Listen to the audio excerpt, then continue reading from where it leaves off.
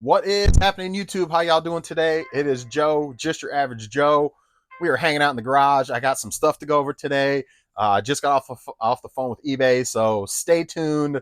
I got a little bit to share on a kind of crappy situation that's going on, but we'll get there. Appreciate you guys hanging with me. Today is Thursday night football. Let's go. Um, um, I've been reselling again. My name is Joe. I've been reselling full time for about 8 years, give or take. But I've been buying and selling on eBay since 2000. Long time. So appreciate you guys hanging out. Appreciate you watching. Hopefully you get a little bit out of this. First thing we're going to start with is I'm not doing live because I noticed that the live video, although I love the engagement with you guys live, which is awesome. So I think the best way to do live is schedule it so folks know that it's going to happen so they can come hang out more. I also noticed that it was at first it was private, and I sent it to public so more people could see it. But I also noticed the actual viewership on the live video doesn't fall under my regular videos, at least when I look at it through the YouTube Studio app. And it got like, I don't know, 50, 60 views on it, which is way less than what I normally get on the normal videos, the recorded videos. So for now, I'm going to continue doing this. However, maybe once a week we do a live and schedule, like maybe every Wednesday, hump day, we do a live, or maybe every Friday before I end the week, we do schedule a live or something. So we do it live, but I schedule it. So that's the thought process. So like Fart Sack Jack and Mark and some of you guys, don't be mad at me. I mean, I like being live and the engagement live with y'all. However, um, if it's not going to get the outreach that my regular videos get, then I think it's not. I think it's counterproductive. Um, so that's all I got to say about that. So there's we're touching on that. Let's go over to comments and touch on comments. I don't think we had a lot, if I remember correctly. Maybe we did have a few. Yeah, we only had four comments. So we'll go over comments. Then I'm gonna go over my eBay thing, and then we'll go over sales. I had like 4 sales, but the dollar amount was pretty good. So and that goes back to what I'm gonna talk about with eBay. So stay tuned. First comment is DY Man says, not sure why, but your voice sounds deeper in this video, deeper than usual. I'm not sure. I don't know. Maybe it's the mic. Maybe I was closer or further away from the mic. I don't really know. That's the wrong thing I need to paste there. But DY Man, thank you for commenting and hanging out. Replied on newest video. All right, so there's that. So thank you, DY Man, for hanging out and commenting. Next one up is Ringo the Dingo. Welcome back, Ringo the Dingo. He says, "Go Trump." Well, I'm not gonna go either way there. We have as long as our country can we can go in the right direction. That's all I care about. So let's see, the Dark 25. But thank you for commenting, Ringo the Dingo, and hanging out. The Dark 25 has 2 comments. It says, "Thanks, Joe. I will crunch the numbers and compare the subscription levels. So far, the basic level sounds good to me." Yeah, basic level is the best, probably the best. I mean, unless you're selling more, I forget what the threshold was. I think it's 1,000 listings. But if you're doing over that, then I would just say go to the next one. But if you're under that, then you'll be fine. Like I'm sitting at like 600 some items, and all of mine just automatically relist. After 30 days, they just relist, and I don't get hit with any of those fees because I'm under the basic store, and I think the basic store is like $20 a month or something like that. Do I pay for the year? I can't remember if I pay for the year or if I pay monthly. I can't remember. I haven't gone into my subscriptions to look at it in so long. But I do know every quarter you get the 20 or $30 towards supplies, which is nice. It helps offset the price a little bit. So, all right. Next one up is also the Dark 25 Twitch. I feel the same way on politics, Joe. Why do people come here to talk about politics when you never talk about politics? I don't try not to. And my mom taught me don't talk about politics in public, man. Like that's you don't talk about religion, you don't talk about politics, and you shouldn't talk about money in public. Or is it hidden somewhere in your captions? I just skip those comments. Exactly. Yeah, no, I don't like politics. We're here to get away from all that craziness is what we're here to do. Same thing with my football helmet business. We don't talk politics there at all. When people start going into it, I just try to go a different direction and go a different way, because at the end of the day, folks aren't in these platforms typically, unless you're just looking for people that are talking politics, is not for politics. This is for eBay, selling, buying, community, helping each other out, tips and tricks, blah, blah, blah. It doesn't matter who you voted for, who you like or don't like. The only thing that I do say, and I'll say it again, is I just wish people were more understanding on other people's perspective and point of view. We're more like, hey, we can agree to disagree. Let's try to come to some sort of agreement instead of just wanting to fight each other and you're wrong and you're dead set in your ways and you're not going to, there's no way that anybody can change your mind. It's not about changing your mind. It's just understanding that there's always grays, man. There's always, nothing is just black and white. There's always some gray area. There's always some situational something that should put your perspective, even if you're entrenched, give you a little aha. That does kind of make sense. Maybe I shouldn't be so entrenched, but people don't want to do that. They want to just be right. And so I just wish, like over time, it's like we were getting there and then like we've gone backwards because now it's just like everybody just wants to be right and set in their ways and not understand other people's perspective and stuff and situations that people have to go through and try to put yourself in other people's shoes. So that's the only thing, quote unquote, political that I'm going to touch on is just, I just wish we were more understanding, man.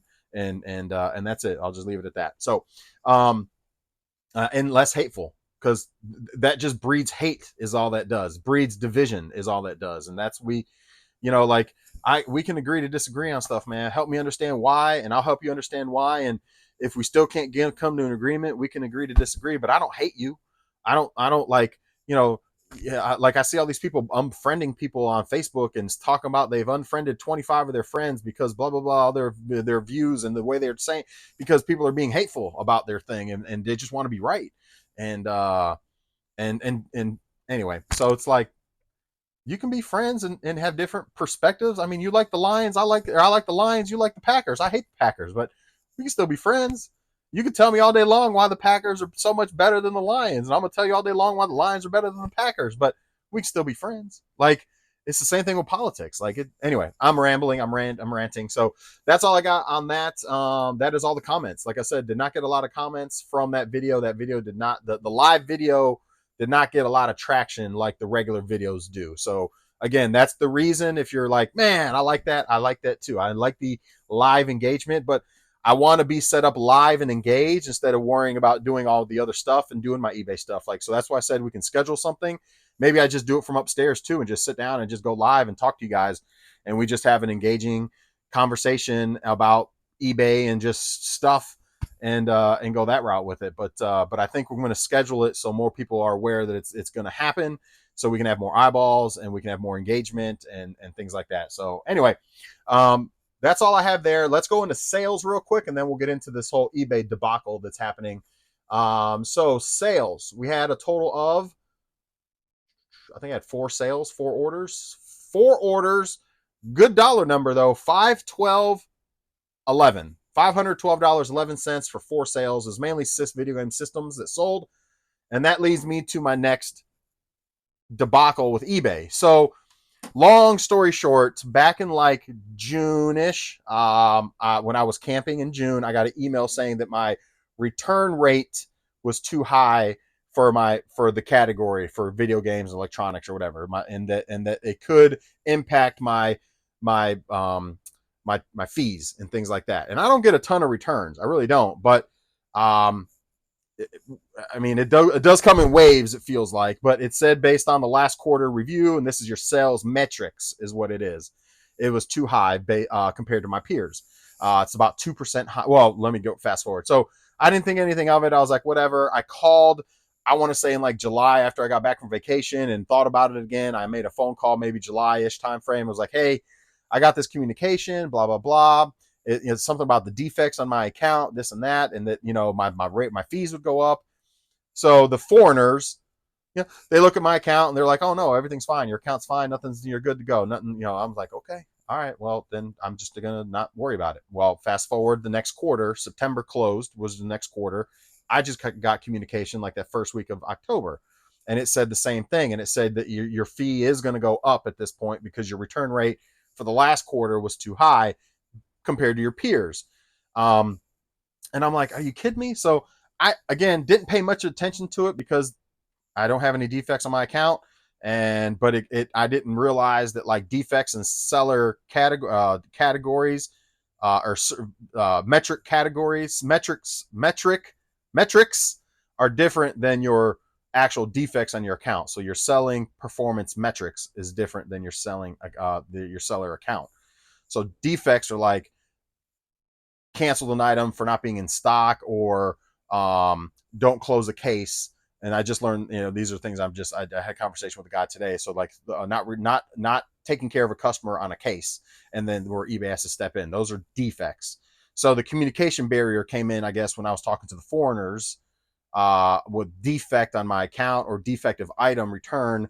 They didn't understand that it was actually seller performance, selling metric performance is what I was referring to. And so they didn't see any problems. So that's why they told me it was good. Well, the guy today, I went to seller performance today because I noticed today, like the last several big sales I've had, and maybe it's I just started looking into it. Shame on me.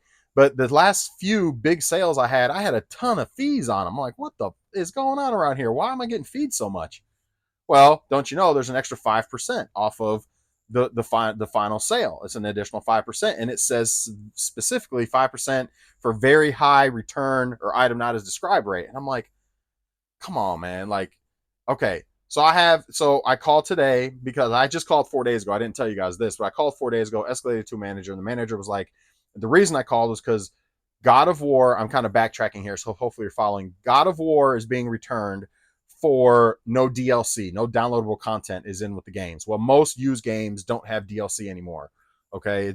Once they're used to the account that they're on. I think I mentioned this. Actually, I think I did mention this. So this is what sparked the initial call.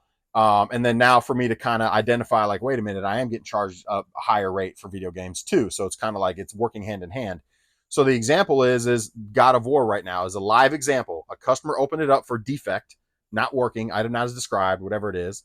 So that's going to count against me when they review my account again for seller metrics, seller performance metrics. That's going to count against me. However, my argument to them was, well, they opened it. That's the wrong category. It should have been opened under like ordered by mistake because they didn't realize it didn't have the DLC with it, the downloadable content with the game. The game works. It has all three games in the physical format, but the two games are download content only, and it shows that there's no DLCs in there to do it. So that's not really on me. Most used games don't have downloadable content anymore. In order to get that downloadable content, you've got to buy the game brand new sealed again typically, and I don't even know if the PS3 marketplace is even up anymore. I don't know. That's all stuff that doesn't matter. But it doesn't, so you can't get the downloadable content for that game. It's the other two games. Well, me and the customer communicated, and they admitted that they didn't realize that, and they apologized. And so, okay, cool. Well, so I called eBay a few days ago, escalated to a manager because we were not understanding each other. Defects and the seller metric performance are two different things, but they weren't understanding. So finally, the manager was like, okay, I understand where you're coming from, but we can't change the category type that it was returned for. So we can't change it for ordered by mistake. It's going to stay defect. Item was defective or item not as described. I think his item was defective, I think is what they did it as. So I'm like, the problem is I'm now going to be penalized on my next review at the end of December because you guys do the reviews every quarter.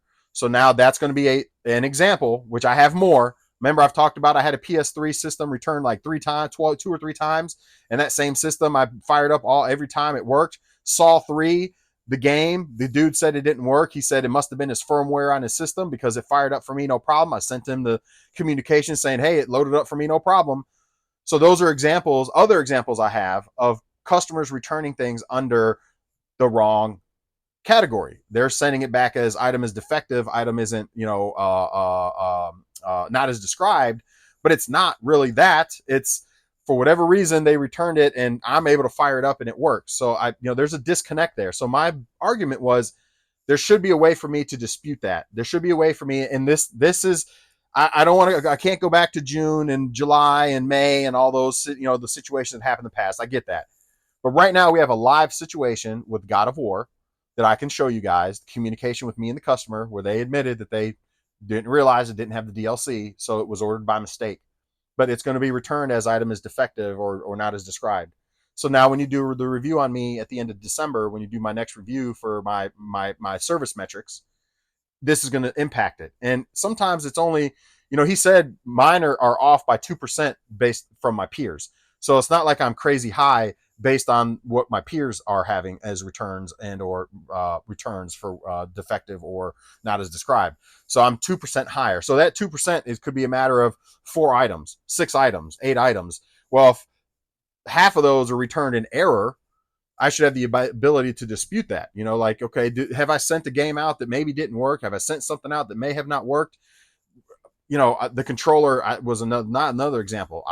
Fucker worked for me, no problem, when I sent it out. And the guy's saying he left me negative feedback. I'm glad he didn't do a return on it at this point, because it won't go against my service metrics. But he left me negative feedback. Well, that goes against my feedback. I don't care at this point. Leave me negative feedback. That's not going to charge me more money like service metrics is going to charge me 5 additional % off every sale, which sucks. So, and it doesn't get reviewed again until the end of the quarter. So I have to do this until the end of December and hope that don't have my percentage comes down so they can take that 5% off is what I'm hoping. Hopefully this all is making sense. And obviously I'll take ownership on some of it. I don't really understand. You know what? No, I'm not. I mean, at the end of the day, like I have nothing to do with the guy returning it for wrong category. PlayStation 3 coming back 2 separate occasions and it fires up for me.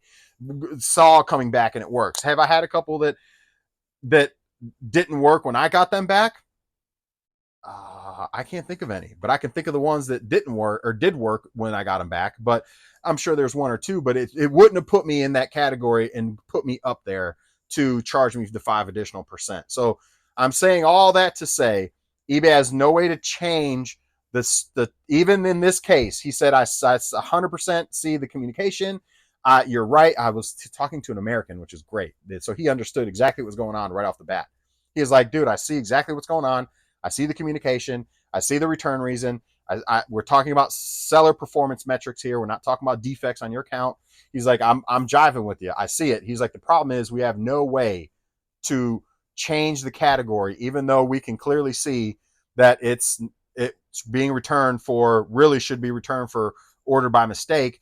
There is no way to change the category. So yes, this will impact your review, unfortunately, in December, at the end of December, when the system, or the beginning of January, when the system does the update and does the sweep and does the calculations based on your returns and categories and your seller metrics for categories, it is going to count against you. And there's no way around it. There's no, all I can do is file a complaint to hopefully, that's something we can enhance in the future. And I was like, okay, fair.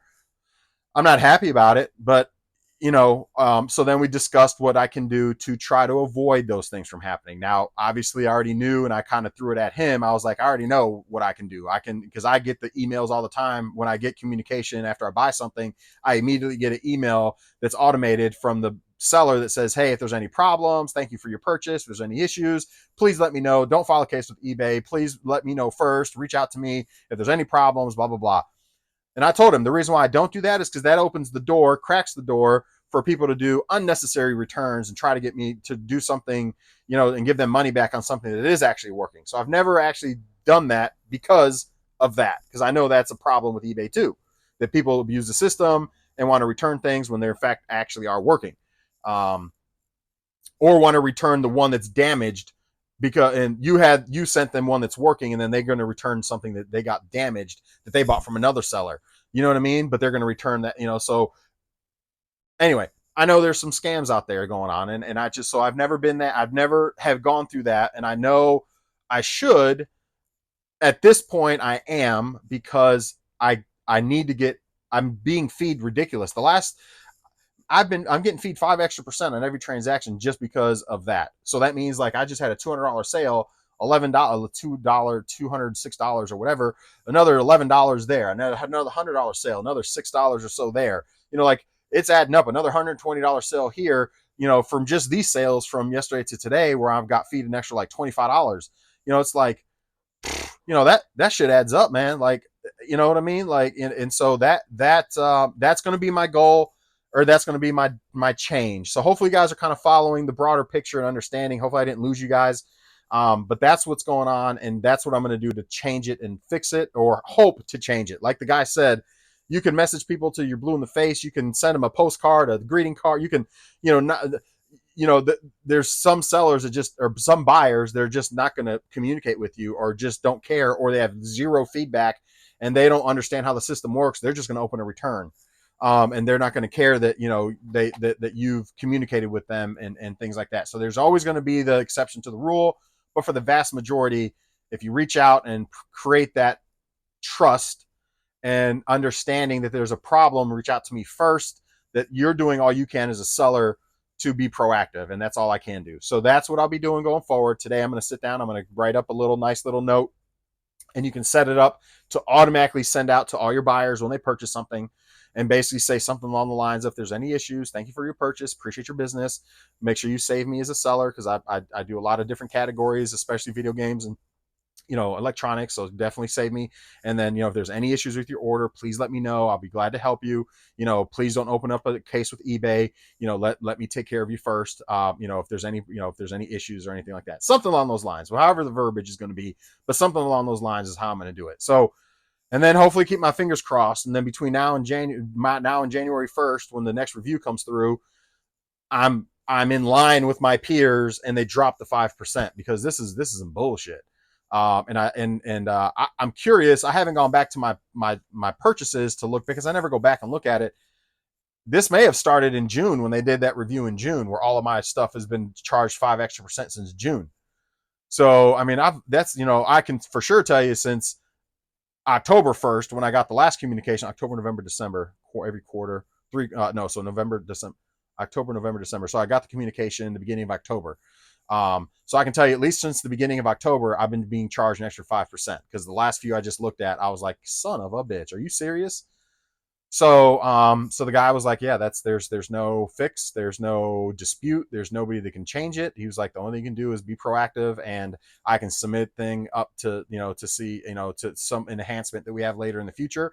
Because he was like, you're right, we should have the ability to modify it when it is in fact something that we can clearly see, like the buyer admitted that they picked the wrong category for the return. So that's why I said I have a live example here. Like God of War, this should not be under item is defective. It's not defective. If anything, missing parts. If you want to, make it on, throw it back on me somehow, if it's missing parts, could I have put in the listing, no DLC? I will be going forward. Anything that I think's got DLC or says that there's a DLC on it, downloadable content, I'm going to sure enough put in the description, may not have downloadable content available, just to protect myself, so they understand that there is no downloadable content on this game. Because again, I'm pretty sure, correct me if I'm wrong, every used game, if the downloadable content's been used for the person that originally purchased it, you can't download it again. It can't be downloaded again. They can maybe re-download it on their account, but it's on their account. So now I can't buy the game secondhand and download the downloadable content again. Again, correct me if I'm wrong, but I went back to look at all the God of War Saga collection to see how many people actually had the used copy with downloadable content. I couldn't find one. Now, I didn't go super deep. I just looked at the first like 10, 20 of them, but I was like, none of them do. None of them have it. Most of them are missing the little flyer that has the DLC on it. So most of them is just the 3 physical games, and that's it. So I'm going to get it back. I'm going to resell it again for probably the same price, but I'm going to make sure I put in there that has no DLC. And any game that I have going forward, I'm not going to go back on all the games I have right now, but all the games going forward, I'm just going to be more due diligent on the no DLC, no downloadable content. Because believe it or not, this is like the second one that's been returned for no downloadable content. The other one was probably back in like May, which would have impacted, again, they probably returned it for defective, or item is not as described. And I just didn't think that that's also goes against your service metrics, and that gets reviewed every quarter, and that's going to increase my fees by another 5%. I'm already paying enough in fucking fees. And so anyway, that's my rant. Hopefully you understood. If any of that can help you, there you go. So hopefully I can help some of y'all out, be proactive, and help you avoid getting in the same ditch I'm in now. And again, I don't get a lot of returns. I mean, here and there, I get a return here and there. But if it's defect or not as described, it's going to count against your service metrics. And eventually, if you have too many of those, it is going to increase your performance or your fees for that category. So in my case, video games. And again, I'm only 1%. He said like 1 point something percent, not even 2% higher than my peers. So it's not like I'm like way off in left field and like way higher than everybody else. They compare you against your peers. I'm like 1.7% higher, or 1.6 something percent higher is what he said. So it's like I'm not even 2%. One, it's just like it don't make, I don't know. It is what it is. And the fact that they have no fix for it, like it's like, come on, man. At the end of the day, like there should be an option to update the category to then it re-update your performance metric for that category. There should be a way to do that. But anyway, so that's my rant. I'm sticking to it. That's all I got. Any rebuttals, any concerns, any questions, any I told you so, Joe, you have too many returns, you want to bash me? I don't care. Whatever you got for me, throw it at me. Again, four sales, 512.11, $512.11. So pretty good on price. Let's pull these orders and I'll show y'all what sold, and then I'm out of here. First thing that sold was I believe they're all in here, so I think we're good. So a Nintendo Game Boy Advance SP. If I remember correctly, I picked this thing up for $40, and I kept a couple games out of it. So, but it sold for $120. So not too bad, not too bad. And I was able to keep a few games. So technically, my end cost is like almost zero because I did keep a couple games that were around $40 ish in value. But anyway, it's in minty condition. It has a few filler games that were with it that I didn't want or already had. I'm not going to show all the titles on those, but a few filler games. Obviously, it's got the case. And this thing is mint. It's got the charger. This thing is mint. Like, it is minty. It is minty. It is clean. It is minty. It is very nice. The screens are beautiful on them. The outside is in very good condition. Like very, very good condition. A lot of times, if you guys know, the SPs are usually scratched to hell on the outside. That thing is nice. It has maybe a couple small little nicks in it, and that's it. It's beautiful. So anyway, 120 overall excellent condition, as I mentioned in the listing. As I'm reading it right now, excellent condition. It is excellent condition. 120 plus shipping, and they paid 16 in shipping. I don't understand why they paid 16. They must be in California, but that ain't going to cost more than like $8-9 to ship. So little win there, especially since I'm getting 5% extra on my shit. Seen it. I've been holding on to these for a while. I'll probably never pick these up again. I got inspired by somebody, I want to say it was Chase After the Right Price, talking about sealed board games and things like that. Well, I happened to come across Seen It Sealed, Jerry Seinfeld edition, and Seen It Sealed Harry Potter edition. So ended up selling both of them for $25, free shipping. Probably going to cost me $12 at least to ship. Well, those go media. I'm going to put those in media mail. What you think? Media mail should work on those. So maybe go on media mail. I won't get hit too bad on the larger item. I'll compare media mail and ground advantage, but hopefully it doesn't cost me more than about $10 to ship. I know I picked them up for like $1 or $2 a piece. So it wasn't, at least these weren't good. And so I don't know. When it comes to sealed board games, I mean, I'll look them up next time. These I didn't look up. I was just like, oh, this is good. For $2 a piece, I should be able to sell them for like $20 a piece, right? Is what I thought to myself. Well, it'd have been nice to at least get shipping with it, but I had it up for $39.99. Nobody sniffed on them since I got them back in like probably March, April, and nobody sniffed at them. I finally got an offer for $20. I was like, man, $20, free shipping. Jesus, man, I'm gonna end up paying money for that. So I counted them at 25. They took it. So there's that. Again, not a big score. Wouldn't recommend it. But again, there are some board games that are worth money. So next time I'll just do my due diligence and look them up. Because obviously I did not do well just picking these up off on the fly. Next thing that sold was a PSP. I think it's this one with NBA. Let's see, the 2001. PSP's got filler games with it, so you got some filler games on the PSP. Obviously, the PSP itself,